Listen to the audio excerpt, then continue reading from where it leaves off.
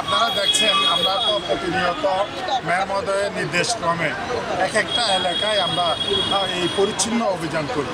Basically এটা হচ্ছে আমাদের পরিচ্ছন্ন অভিযানের মাধ্যমে আমরা এলাকার যে সমস্ত এলাকা থেকে ফোন আসে যে আজকে একটা নিহত হয়েছে, আপনারা পত্রিকা দেখেছেন, মারুফ ভাই আপনি কোথায়, এভাবে তো আজকেও এখান থেকেও গত 3 দিন ধরে ফোন আসতেছে স্টিল মিল আসতেছে না কেন, স্টিল মিলের মানুষ চলাফেরা করতে পারতেছে না, হাঁটতে পারতেছে না।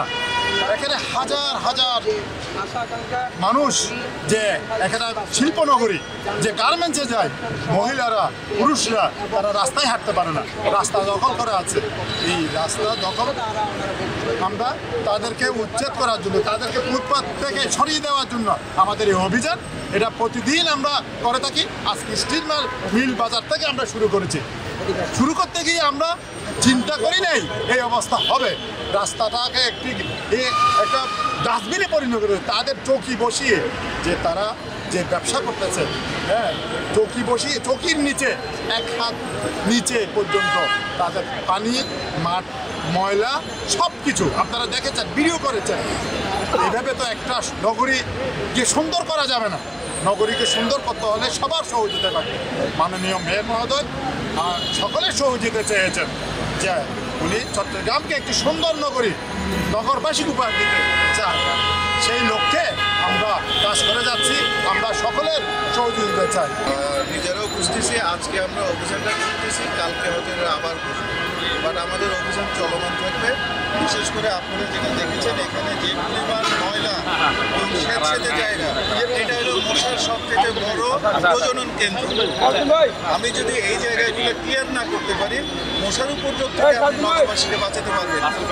আর আমাদের মেয়র মহোদয়ের যে clean, green and healthy city, এটা জাস্ট এই ঘটনাটা এটার অপোজিট। উনি সবখানে ওনাদের ব্যবসায়ী ভাইদের জন্য উনি ব্যবস্থা রাখছেন, এখানেও রাখবেন, কিন্তু আমরা নগরবাসীকে কষ্ট দিব না। আমরা এই জায়গাটা পরিষ্কার করবো, নগরবাসীর যাতায়াত সুবিধা করবো, ব্যবসায়ীদেরকেও পুনর্বাসনের ব্যবস্থা করবো। ইনশাল্লাহ আমরা হয়তো ভবিষ্যতে এটা পুরোদমে পরিষ্কার অবস্থায় নিয়ে আসতে পারবো। আমার একটা অনুরোধ থাকবে, এই জিনিসটা যাতে চলমান যাতে থাকে।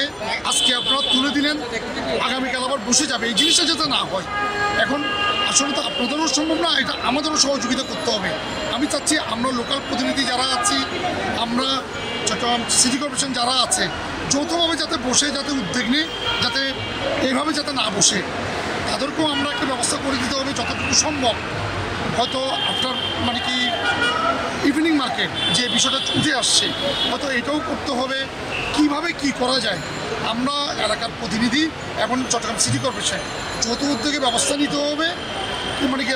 এই যে উচ্ছেদ অভিযান যেটা এখন শুরু হয়েছে, এটা যাতে চলমান থাকে। আমি ধন্যবাদ জানাচ্ছি চট্টগ্রাম সিটি কর্পোরেশন।